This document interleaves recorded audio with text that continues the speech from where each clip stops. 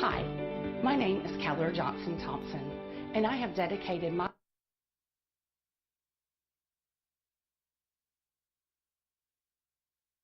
life to furthering the legacy and teachings of my great-grand-aunt, Helen Keller. Helen Keller became an international celebrity, the first person to escape the double dungeon of darkness.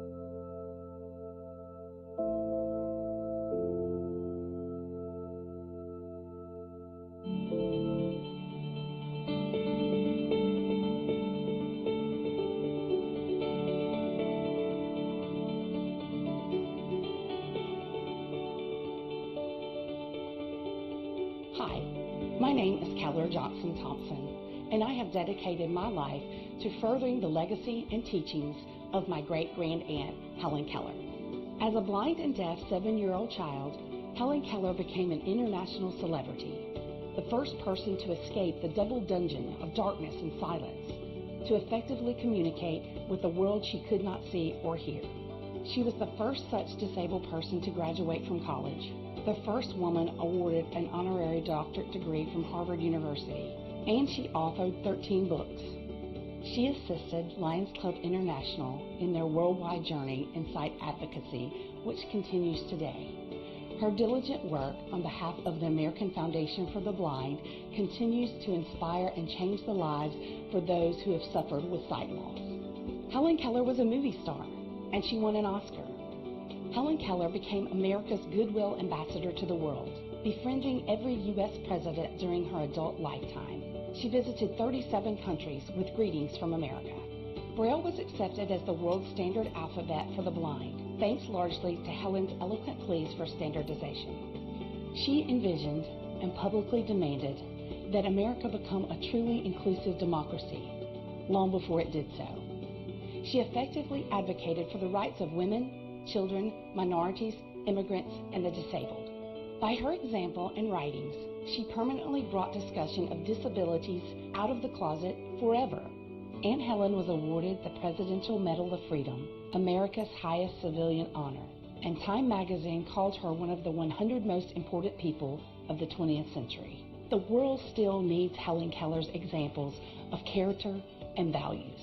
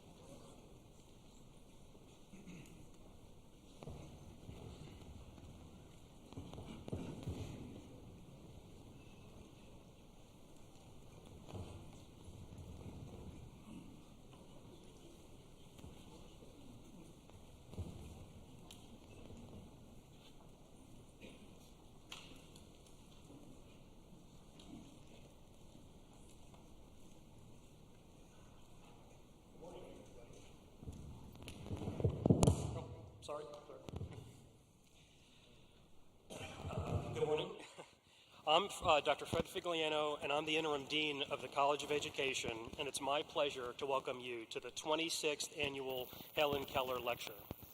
We'd like to start out with the singing of our national anthem. I'd like to ask Sarah Jane Houston to come up and lead us in that song.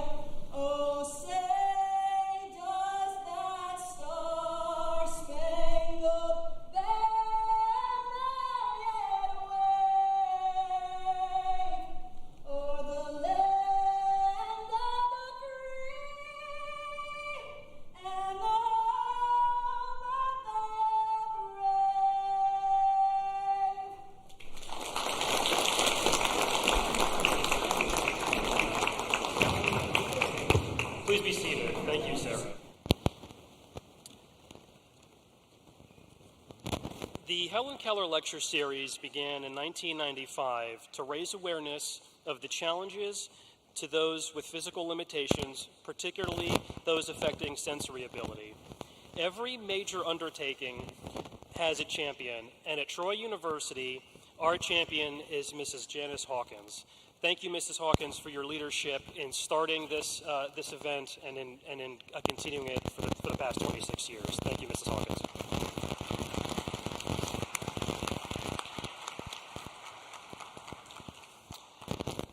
Troy University is also blessed to have a dedicated senior leadership team I'd like to introduce at this time.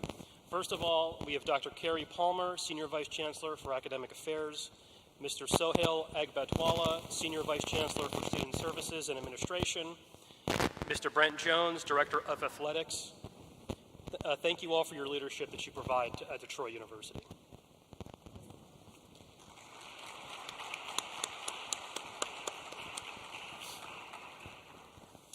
Troy University is fortunate to have the support of several important agencies and organizations that make this event possible.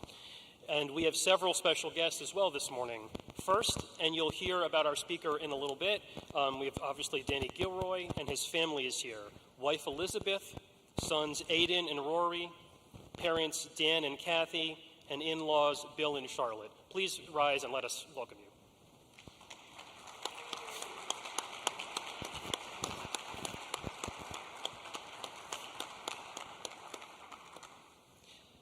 Next, I would like to thank our partners. From AIDB, we have Dr. Dennis and Debbie Gilliam, Miss Becky Watson, Miss Carissa Twyman, Miss Jessica Edmiston, and Mr. Andy Keith. Please rise and let us thank you.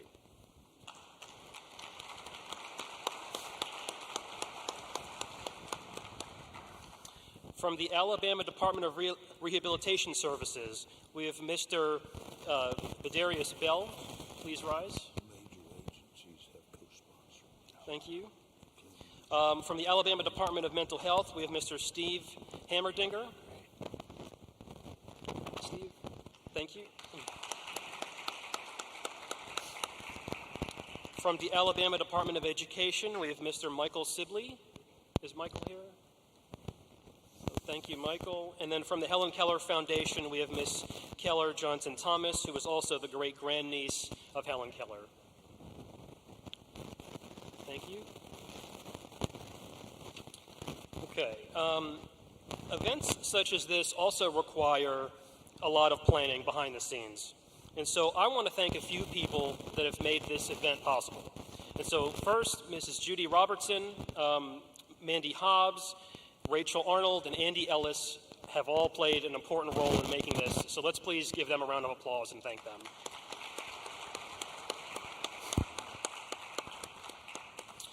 I would also like to thank our interpreters for today's event, Brian McKinney and Aaron Enos. Thank you both.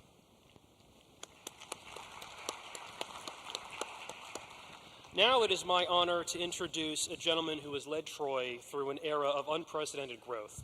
Dr. Jack Hawkins Jr. became Chancellor of Troy in 1989, and today is the longest-serving CEO of a 4-year public university in the country. Under Dr. Hawkins' leadership, Troy University has been transformed from a regional institution to a doctoral university with truly international in scope and prepares graduates to be competitive in a global stage.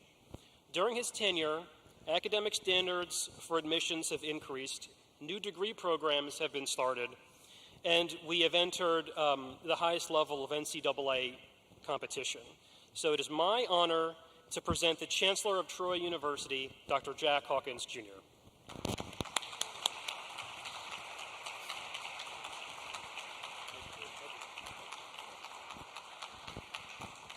Thank you, Dr. Figliana, and thank you for all of you for being here this morning.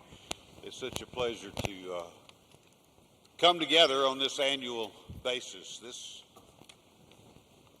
Helen Keller Lecture Series was established in 1995, and it was for a very specific purpose.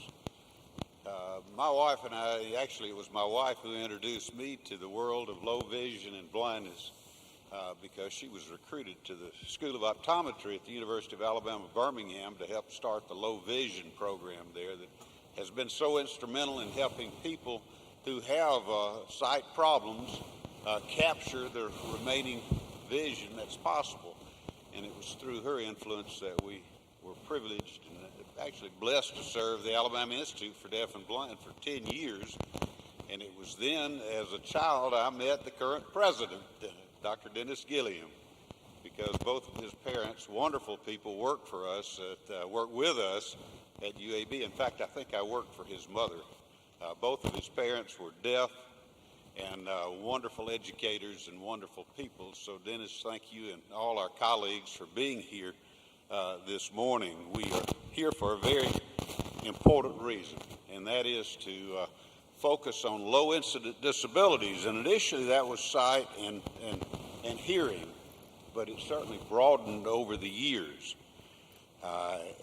And it really is to help us remember the very few who really are challenged at that level, but the numbers have gotten longer. It's too often we forget those who experience the low incident disabilities, and they really don't need a handout. They need a helping hand, and that's what we're in the business of doing, is to help all of our students and all the people of this state, nation, and world realize their potential. This has been a very important series. We've had some distinguished lectures throughout the history of the program that included the late U.S. Senator Howell Heflin, who not only was the estate attorney, but he was also the personal friend of Miss Helen Keller. The beautiful Miss America, who happened to be the first and only deaf American to ever achieve at that level, Miss Heather Whitestone. Mr. Eric Weinmeyer was actually our very first. Eric lost his sight at age 13. He didn't lose his vision. He went on to scale every tall summit in the world, including Mount Everest. So he has actually gone atop the 7 major peaks of the world.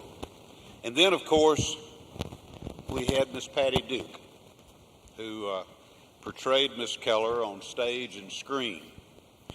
Today we're actually honored to have another great actor, and I'm delighted that he graduated from Troy University.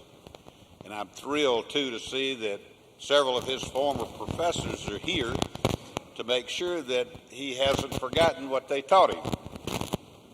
Dr. David Dye and his wife, Dr. Judy Dye, are here, retirees of Troy University, and, of course, the great Dr. Phil Kelly honored us and is honoring us here this morning. So I welcome them back to our ranks.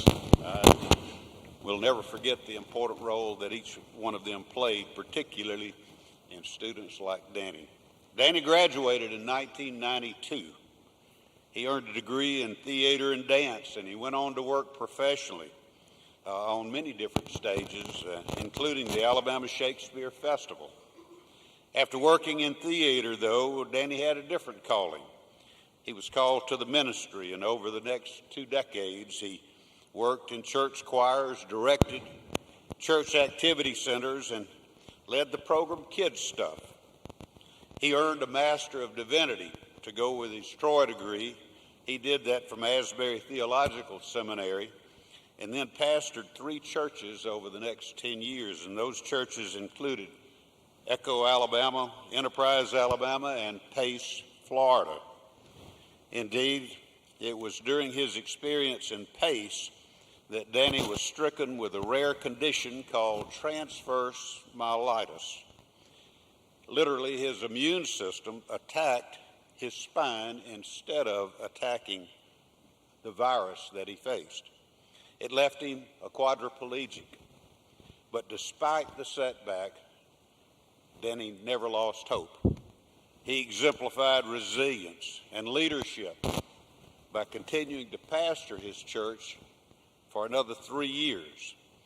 In November of 2020, Danny felt the call to step back from pastoring and took to another stage. He transitioned to motivational speaking and becoming a spokesman for the health company Optavia.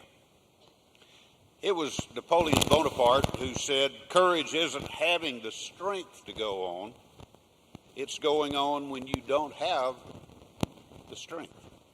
Indeed, that's what we've seen in Danny Gilroy, an example of true courage.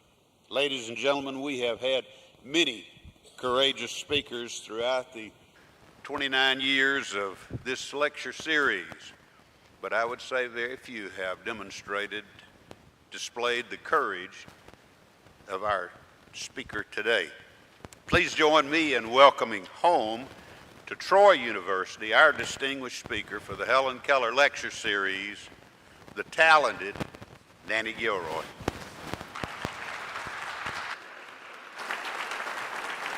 Thanks, sir. Thanks for sharing.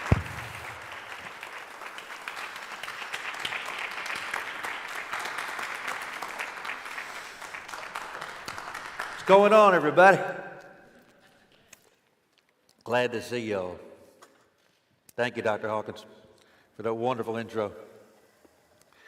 On October 17th, 2017, 6 years and 4 months ago this Saturday, I only know that because the 17th is this Saturday, but 6 years and 4 months ago, I woke up and I got out of bed and I felt this pressing around my stomach and my lower back with the whole ring of it, like a ring, like Saturn, and it was pressing in on me, and it was obnoxious, and it hurt, and I knew I needed to go to the hospital, right? Our brains are just, we don't even understand half of it, right? Or more than that, 3/4 of it, the capacity of our brains, but I knew I needed to go to the hospital. Sometimes I would walk around saying, do I have to go to the hospital for this or that? But I knew. So after my wife got out of the shower and got dressed real fast, and she told our children that what was happening. I don't even think I saw them. 3 of them were at home at the time. 2 were in high school, 1 was in middle school. We went off to the hospital. We lived in I promised I didn't do anything. And my diagram don't work as good as it used to, so God will just keep talking, raise your hand if you can't hear me. My theater background is kicking in. So feel free to come up and do what you got to do. The battery's on and everything. So anyway, you hear me in the back? Yes. Yes? All right. So we headed to the hospital, and We drove up to it, we went around where the emergency room was. And I said, well, just park right there. That would be a spot. I mean, so we picked a spot. I wasn't thinking anything of it, really. So, I mean, I didn't think that, there we are. I didn't think, I couldn't walk, right, or anything. But when we got in the car, not only was my stomach, getting this band was pressing and hurting, one of my legs was already going numb. So I put my arm around my wife, and we were about 15 to 20 yards from the emergency room doors. And whenever I talk about this walk, I remember it. And I don't just remember it. I mean, I can feel myself walking towards that hospital door. So we walked to that hospital door where we were met by a wheelchair. And I sat down in that wheelchair, and I never got up again. What do you do with that? Right? What do you do with that? They rolled me off to a room, and my wife stopped at the desk, obviously, to check us in. So I guess I lied. I got onto the table somehow. I don't remember how I got onto the table, but that was probably the last time I got up, technically. And I was on the table, and I could feel this happening to me, right? I knew, I told you our brains did these know things. I knew that if I could just keep my leg rocking, everything would be okay. I mean, right? I mean, I just knew. Why did I think that? I mean, I had no idea to know what was going on. And I laid there. They're trying to figure out what's wrong. And eventually that leg just stopped moving. So now the paralysis is right about here. I don't really know it's paralysis at the time, but it's right about here. So I'm laying there, and they're trying to figure out what's wrong, and they're ruling out stuff. And I happened to look up at the clock, and it was 9:45. And at that very moment, I felt this explosion in my stomach. It just that's the only way I know how to explain it. What was happening is the paralysis was climbing, and my organs dropped. That's what they were dropping. I'll never have a six-pack. Mind you, I didn't have a six-pack before, but I'll never have a six-pack because my organs are there, and I always have this little pooch no matter what I do. But that's what it is. So it's climbing, and I can feel it happening. Ultimately, they sent me to a room. I didn't know why, and I still don't know why to this day. And I got sent to this room for observation, and my secretary came to talk to me after she had been at work at the church where I was the pastor at the time. And I remember when she left, my wife, Elizabeth, went outside with her to see her off. And I remember looking at the clock. It was 1:45. And at that moment in time, I felt this explosion in my triceps. Just like exploded out. And that is the moment that I started to freak out. Up until then, I'm thinking, I'm in a hospital. I'm going to be all right. They're going to fix me, right? I mean, that's why we go to the hospital, to get fixed. That's what I'm thinking. But I freaked out because my diaphragm was compromised, right? And I've learned, right? I had to do it today for a second. I can't get as loud as I used to. I can't sing as high as I used to. But at that moment, I couldn't yell out at all. It was very, very weak because it was just happening. Here's what else I couldn't do. I couldn't push the stupid buttons on the hospital. No one was in the room. I couldn't push the stupid buttons on the hospital thing to hit the call button to get anybody, right? So I'm freaking out. Like, these are my hands, right? And I can do it now. I can push the button now. I can hold a bottle of water. You saw me grab it. It's a little awkward, but I can do that, right? I can use my phone. It's over here. I can type. iPad is preferable because it's easier, right? I got to push, but I can type on it. I can drive a car, y'all. I drove here this morning. But then, yeah, thank you very much. Awesome, right? I have a tri-pin that goes on my wheel, and it turns the wheel. And I pull, go. Well, I'm going to tell you all this, but I pull to go and push to stop. It's like a boat, right? Except for the tri-pin, it's like a boat. All kind of things, but then I couldn't. I was so freaking out. My wife came in, and I could probably see it in my face. I don't remember much for the next month that happened after that, because most of it was spent in ICU. And usually I have to stop here and say, I need to tell everyone what I have, because I always forget because of the story. Dr. Hawkins took care of that. I have transverse myelitis, like he said, and my immune system attacked a virus. They never found out what a virus was. inside me, and it didn't attack the virus, it attacked my spine. And it crushed it, y'all. It crushed it. My neurologist calls me impressive. Everyone wants to be called impressive, right?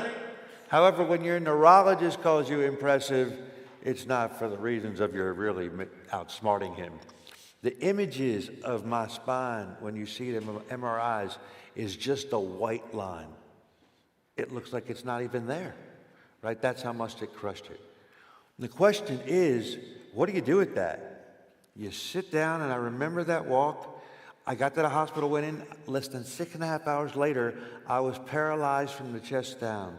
I'm a C6, C7 quadriplegic, right? That's where it stopped, ultimately. What do you do with all that, right? That becomes the question. What do you do with that, right? And here's the thing. When you answer that question, it can turn into more questions and more what ifs and why is this happening? Let me tell you why, right? I'm going to tell you two things about the ICU. The first is this, because it's important to the story. About 7 days in, I crashed. I mean, bad crashed. I had a internal bleed somewhere. They didn't know where it was. I had an infection called C. diff that you get when you have ulcerative colitis, right? I was getting medicine for headaches that I probably should have been getting, and I had sepsis, right? It was bad.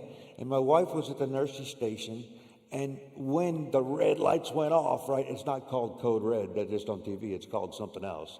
But when the lights went off, the nurse said, sit right there. Just sat her down. And my wife, Elizabeth, explains it like TV, it's like a TV show or movie. And people are running everywhere, you know, and throwing on their coats and going and getting whatever they got to get, right, to fix me.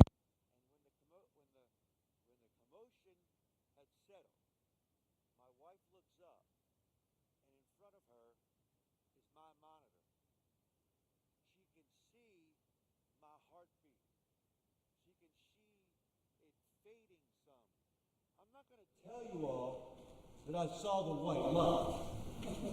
Okay. But it was bad. But all of a sudden, it turned around.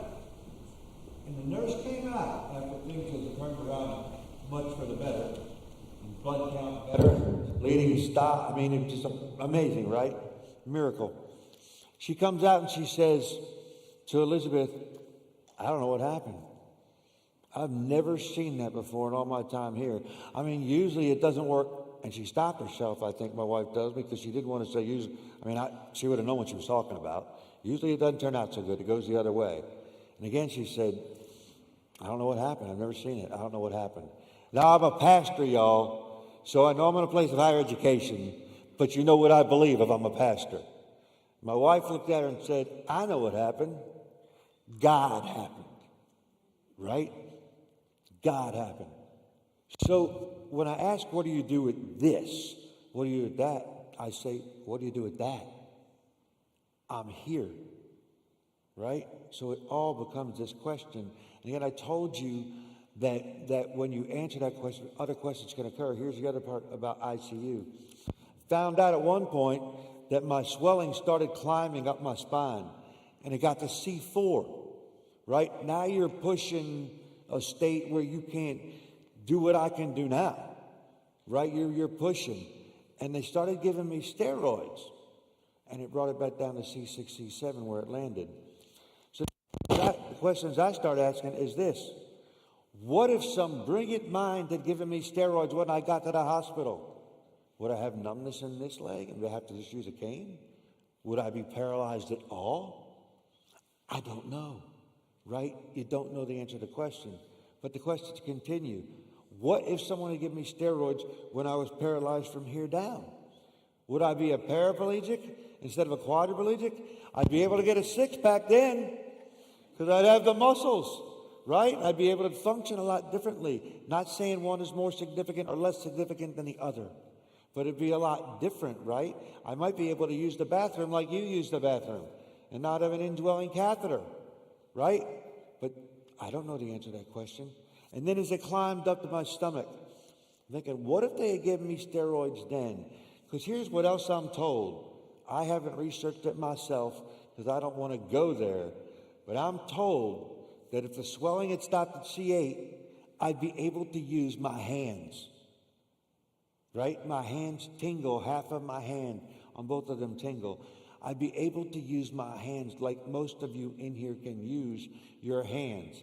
That can drive you crazy. What are you doing? Well, here's the deal. Maybe it's because I'm bumping this. Thank you, Elizabeth. All right, so I'll try to stop, y'all. I'm sorry. So when I think about what do you do with that, there's two ways to go with it. It's to ask questions that you don't know the answer to, or to do something else. I can't keep asking those questions. Because when you ask those questions, what happens? You stay right here. This is where I would stay. And this is all I would be thinking about, wondering why, what's happened. I know you saved my life, God, but why is all this other stuff? Why did it, right? That's not who I am. That's never been who I am. That's just not in my mentality and my makeup to just sit there and dwell on something. I'm not saying it's not hard. My wife would tell you. I'm not saying there are times, there are moments. But for the most part, right from the beginning, I can't stay here. That's just not who I am. So there's another way to answer that question. But before I do, I want to include you all, right? And people would say, well, you came to tell us your story and stuff. Everybody is part of the story. Everybody you run into is part of the story. We are all part of a story this morning. So I want to be inclusive to you. It doesn't say I'm a teacher outside my name. It says Danny Gilroy, alum and motivational speaker. So that's what I try to do, right? So here's how I include you.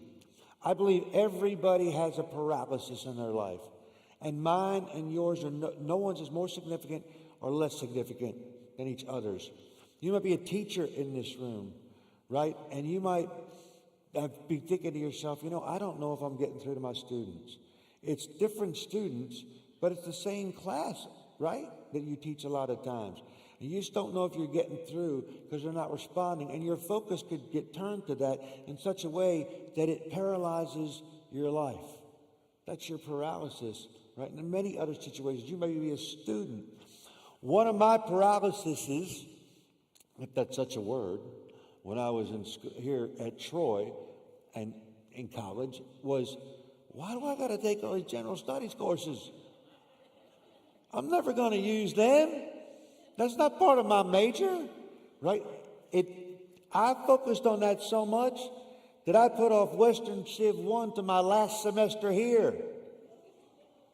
Now, part of it had to do with I wanted to take a certain teacher. And he was like Indiana Jones, and he always went off on sabbatical. I finally got him, right, the last semester. But the other part was I just put it off, right? It became a cup of paralysis, these questions, that it can paralyze your life. Relationships. All students have relationship issues at one time or another. People in this room have relationship issues at one time or another, right? And if you focus on them and you ask questions about them, it paralyzes you right where you are. That's your paralysis. You might be going through a death in your family, or a death of a friend recently, or within the last, it might be 10 years ago, and you still can't get past it, right? And you focus on it so much, and you ask questions that can't be answered. That's your paralysis, but it can paralyze your life. You might have your own sickness. You might have cancer, or leukemia, or paralysis, or a bad back. Yes, that counts to me. Or a bum knee, right? I bumped it again. Or a bum knee, right? And you might be so focused on what's going on in that situation that you don't really move on in your life and you stay right there. That's not who you were meant to be either. Told you that who I am? That's not who you are either. So let me tell you how I answered this question. What do you do with that? And now, I know we're in a place of higher education. I'm going to use a story from the Bible. I'm not going to preach. Okay? I'm joking. I'm not going to preach.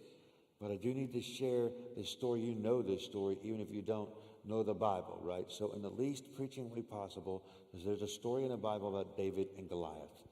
Everybody has heard that story, even if you don't go to church, right? It's the story of the little guy versus the big guy, right? The underdog versus the favorite. Someone who had to face this giant. How do we face our giants? Lessons taught. Well, there's one aspect of the story that we rarely talk about.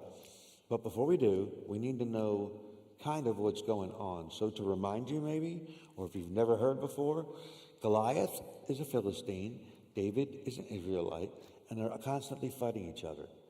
And the Israelites have had the upper hand a lot of it this time. So I guess Goliath wants to take things into his own hands as the Philistine. Now Goliath is a big dude. All right, we're going to talk about him in a second. But basically, he's told his army, I got this. And every day he walks out, there's this valley, and they're on these two sides. And he says, just send one person. And if they beat me, we'll bow down to you. And if I beat them, you'll bow down to us. Now again, I told you Goliath was huge. Some texts tell us he was 9.5 feet. Some texts tell us he was 7.5 feet. He was huge, okay? Think Shaquille O'Neal. If you don't know who Shaquille O'Neal is, go Google him afterwards, not now. Google him afterwards. He's a huge, right, 7 foot something. Goliath was bigger than that. And not only that, when he came out, he had this helmet, bronze helmet on him that added a foot to him. He had this coat metal on that was 50 or 60 pounds that made him bigger. And he had this spear behind him, and he had this huge 15 to 20 pound sword. Shaquille O'Neal, a foot taller, 2 foot taller, standing there challenging somebody. No one wanted to go with that mess with that, right? I mean, he's huge. David tends the sheep. He's the youngest of like 7, 8 sons, right? And he tends the sheep for his father. 3 of his brothers are at this war. And he brings provisions for them one day. And while he's there, Goliath comes out. And David looks around and says, what's up? Why y'all going to fight him? I mean, what's the deal? David, again, not in a non-preaching way, knows who's on his side, right? So it doesn't question it. Now let's explain David. David is young. They say he's handsome. They say he's ruddy. He can kind of command a room, and he keeps the sheep. Think Michael J. Fox before he got his sickness, right? If you don't know who Michael J. Fox is, just click through the stations one night and you'll see Back to the Future. It's on all the time.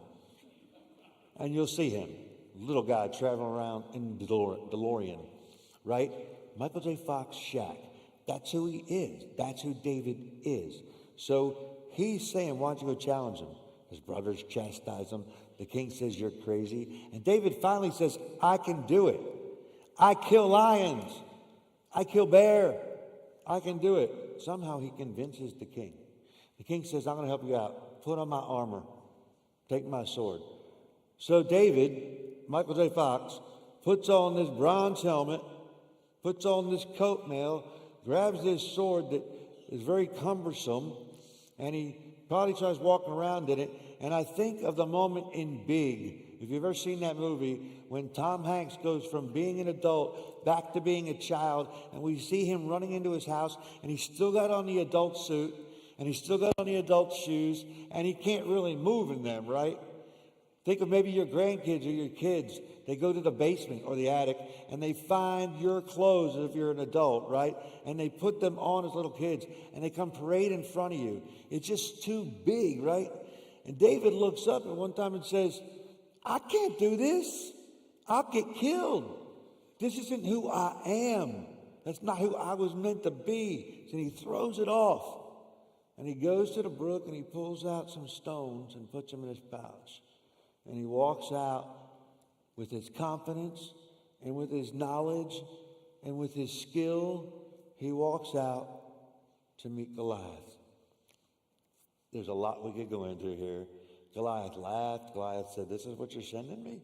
Shaq says, you're sending me Michael J. Fox? That's what you're sending me? Right? This is crazy. And at some point, when Goliath is laughing or talking, and he's probably pointing to his army, look at this. David takes that sling, and it's not one of these things, y'all, like we get in the gumball machines when we're little. It's this probably stick, and it whips around like this. And somehow he puts that stone in there. I don't know how. I'm not skilled at slingshots. And he thwap. And Goliath goes boom, boom, boom. And he kills him. And what we can glean from that And what I learned from that, David had a, what do you do with that situation, right? What do I do with this? What did David do? He used what he had. I'd say he used what he got. He used his knowledge. He used his skill. He used his confidence. He used what he had, not what he didn't have, what he had to take down Goliath. And not only that, David didn't think about, now again, I know who he knows is on his side, but he didn't think about what could happen or what might happen or what was going to happen. He didn't ask questions like, I wonder if when I knock Goliath down, because he had the confidence he'd do that, if this whole army is going to come at us. I wonder if our army will respond to it. I wonder what's right. He didn't ask questions, right? He just stayed in the moment. I had friends in high school, a lot of them who took Latin, right? I took Spanish. I thought it'd be easier. What do I know? I don't know if it was easy or not, right? I don't know, right? I don't know because I didn't take Latin. But I remember the day they learned carpe diem, right? Which is seize the day. This is before Dead Poets Society, if you've ever seen that movie. So that wasn't a thing at the time. They walked through the halls during our breaks between classes saying, carpe diem, carpe diem. And I said, I'm not impressed. Carpe diem, right? It means seize the day, right? I understood what they were saying. They were having fun with the word, and it meant a lot to them, that phrase, seize the day. But here's what David did, right? You can't seize the day unless you seize the moment. Moments make up the day. It's called, and I'm sure there's somebody in here in this place of education that can finally tell me how to say this right afterwards, occupandi temporis. I don't know if that's right, all you Latin people, but occupandi temporis, which means seize the moment. And that's what David did, right? We have to seize every moment we have to seize the day. To me, that's more important. So David used what he had to seize the moment, to bring hope to the community in which he was a part of at that time. That's what we glean, to me, from that story. That's how we answer that question, what do you do with that, right? We use what we got to seize the moment, right? To bring hope to the community in which we're a part of at that time. It doesn't matter what your occupation is. It doesn't matter whether you're retired. It doesn't matter whether you're an athlete. It doesn't matter what you're doing in life, right? We are meant to use what we got to seize the moment, to bring hope to the community in which we're a part of at that time. When I got out of the hospital, I was there for 2 months. 2 months. Elizabeth put me on disability, my wife, because she didn't know what else to do. I said, get me off. Get me off. I got out of the hospital on a Friday. Now, none of what I'm going to tell you right now is conceited or arrogant. It's just how I answer the question. It's just me. I told you I couldn't stay in this place. I got out of the hospital on a Friday afternoon, and Sunday morning, because they were desperate for their pastor to come back, I rolled up in that church, and I led service, and I preached, and I used what I got, a voice and a way to create a message. I used what I got, as long as I had the microphone, right? Although I'm getting better at that, we found out. But I used what I got to seize the moment, to bring hope to the community which I was a part of at that time. You don't think they had hope then, when I rolled up in that building? So that's what I do. I speak. I share my story, right? I use what I got because I can talk. I use what I got because I think I have an ability to put together a message. I use what I got to seize the moment, to bring hope to the community which I'm a part of at that time, in the hopes that that's what you'll do. Because listen, a moment is all we have. A moment is all, trust me. I walked into a hospital, sat down, and 6.5 hours later was paralyzed. A moment, you don't know what's going to happen when we walk out those doors. This is our moment. So that's what I do. And I'm going to keep doing it. Let me tell you why. In September, I did a talk, not this talk, but they all kind of relate. And somebody came up to me afterwards who I know, kind of, and a little bit older than me, and he said, "Thank you." I said, "You're welcome," right? He said, "I have been in Afghanistan for over 30 years. I've been in Afghanistan since I left." That's the Gulf War that started when I was here in college. That's Saddam Hussein. And he said, "I have been there for over 30 years. And I'm ready to leave." Wow. That brings tears to your eyes, to mine. I'm like, I'm not going to stop talking. He got through to somebody and got him out of a place he was stuck. He got through to somebody and stopped his paralysis from paralyzing him. So you use what you got, no matter who you are, to seize the moment, to bring hope to the community in which you're a part of at that time, right?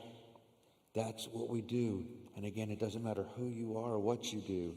You aren't, I hate to say this like this, an athlete, a chancellor, an actor, a beautician, a garbage collector, a doctor, a lawyer, retired. You are that. That's your occupation. But through that, you can use what you got to seize the moment, to bring hope to the community in which you're part of at this time. I'm doing pretty good on time. I was told a certain time, right? But I'm going to land the plane like this. There was a movie in late 1994 called The Shawshank Redemption. Now, it's 30 years ago. The patent on spoilers is over, okay? I can't spoil the movie for you now. You should have seen it. And basically, it's about this guy named Andy Dufresne, played by Tim Robbins. And there he meets Red, Morgan Freeman, who is in prison for life and who knows how to get things, right?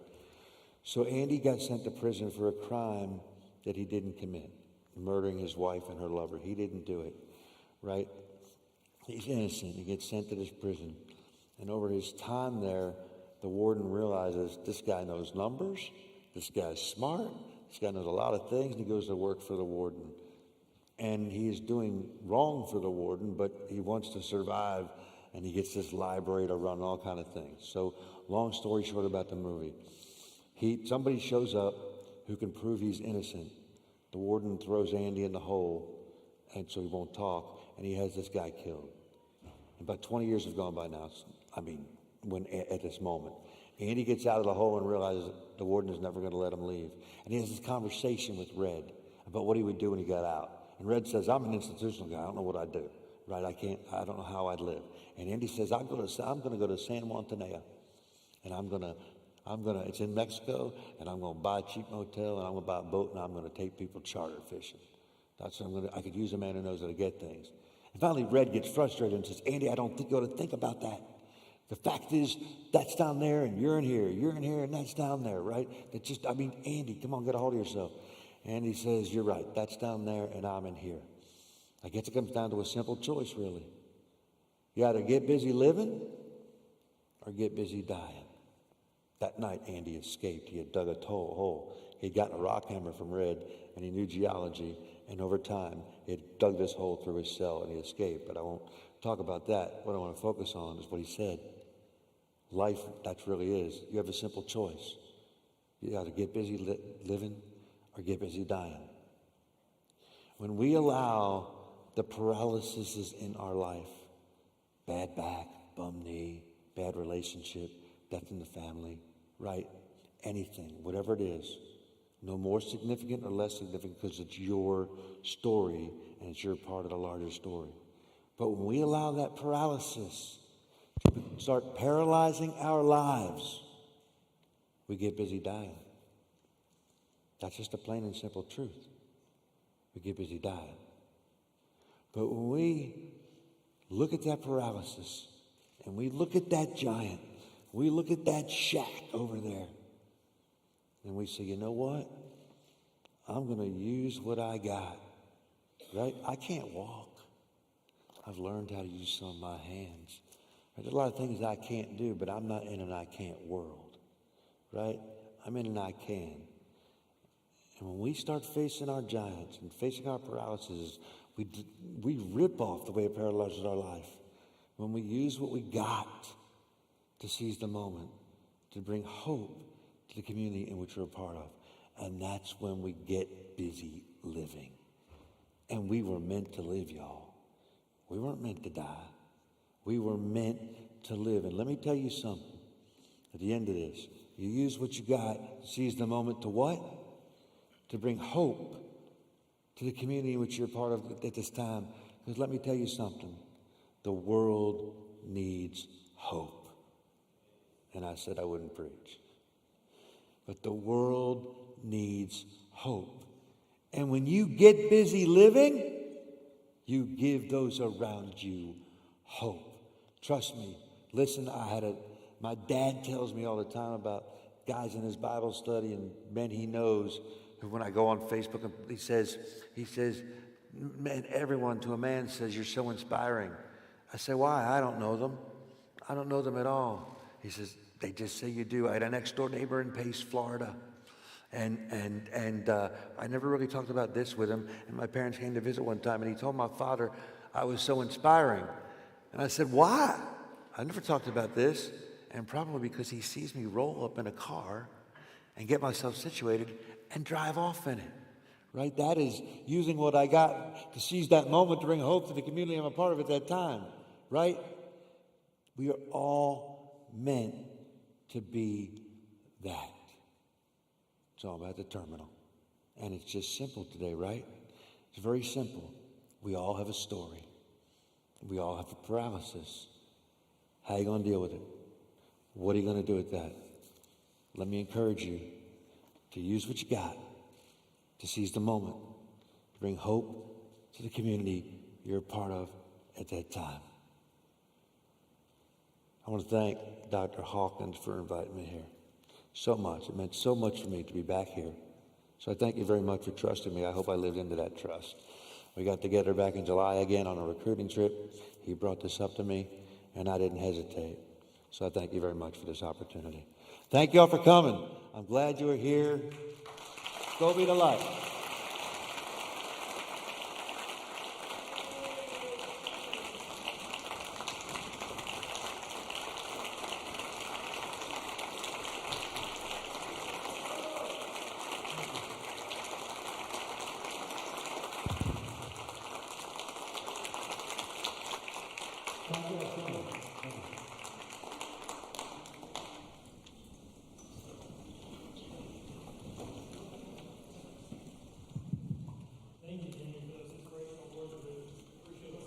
Gilroy, one more round. No, don't.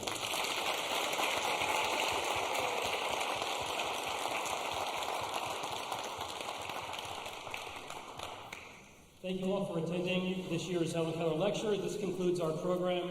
Have a great rest of your day. Thank you.